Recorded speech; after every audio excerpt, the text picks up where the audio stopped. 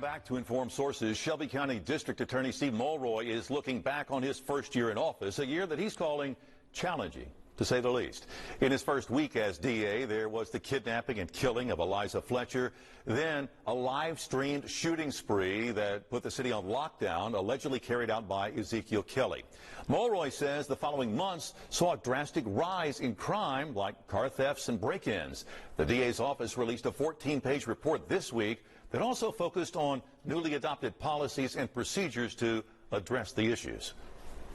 I think the Fast Track Violent Crime Initiative will help reduce the backlog because there'll be a large class of cases, ones that tend to take longer, that will be moving along more quickly.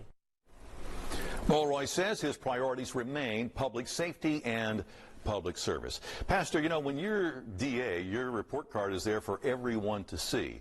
What grade would you give the DA on the first year? Unfortunately, it would be an average. It would probably be a C. I mean, he came in and there were some high-profile crimes that were taking place and a lot of national trends in reform where he had to make a decision to either follow those national trends or to attack the backlog and the issues that were existing in our community. I think we've focused too much on trying to level the playing field for where the pendulum had gone too far in the other areas of over-incarceration, and we tried to come back and right that too soon. And so we end up with an average response, if not close to a C-. As a Republican, an average, a C, is that fair? D+. A D+. And why?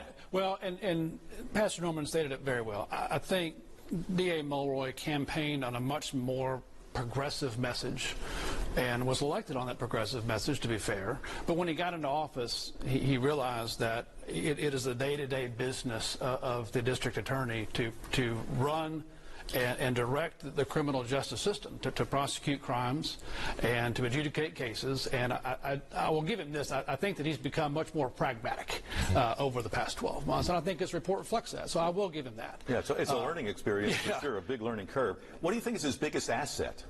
Well, I think it's the prosecutors and the other staff that have remained in the office that have the tenure, that have the experience to say, hey, you know, this is how you actually prosecute a case and how you bring someone to justice and how you dispose of a case where either there's a conviction or there's a plea deal or the case is disposed of otherwise. I think he has to leverage those assets that he has in his office to figure out how to address the problems that we've all been talking about for the past several weeks. And right now, what do you think is his biggest liability?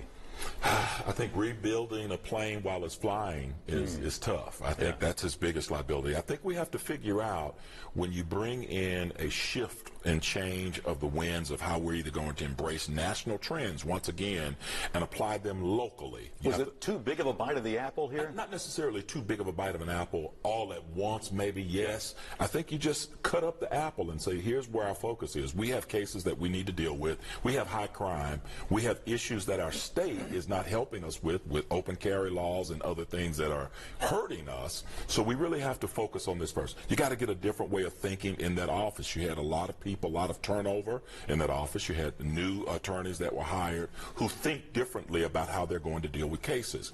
And we dealt with bail and bond issues, of which the state is even dealing with right now. And so we really have to balance this thing in the environment that we're in. That's the most important thing. You can't take all of these national trends and all of these local desires and just attack them all at once. You know, chicken or the egg, was crime maybe getting worse before the DA got in there, or has it partly gotten worse because he's there?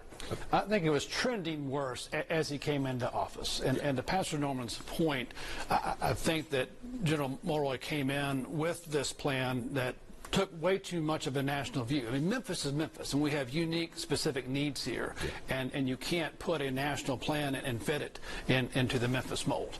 And I think he's realizing that, and I think he's reshaping his priorities, and there's some positive things in his report that I'm hoping that he will focus on in the coming year about prioritizing violent offenders. Certain crimes do not get deals and things along those lines, and that's just what you have to do to keep this community safe. You keep your ear to the ground. What are you hearing from people out there about how the prosecutor is doing and how he's prosecuting criminals? Again, that goes back, I think, to the grade. I think we're here in a C. Even people who want to see reforms, of which I'm one of those, I think that there are some reforms we definitely need to initiate.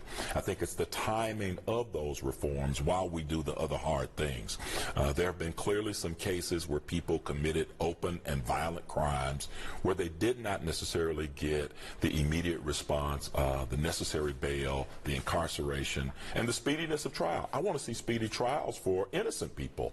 There are some people who need their records cleared up. There are some people who need to get their names cleared. So all of these things fall there, and we want to get that for them, not just for the bad guys to get off the street, but for the good guys to get another chance in the space of life. All right, speaking of speedy trials, we're going to get to that coming up, because when we come back, we're going to shift our focus from the DA's office to the criminal court system. Shelby County commissioners ask a former judge to review how the court is handling cases, and his report is uncovering some big problems. We'll take a closer look next.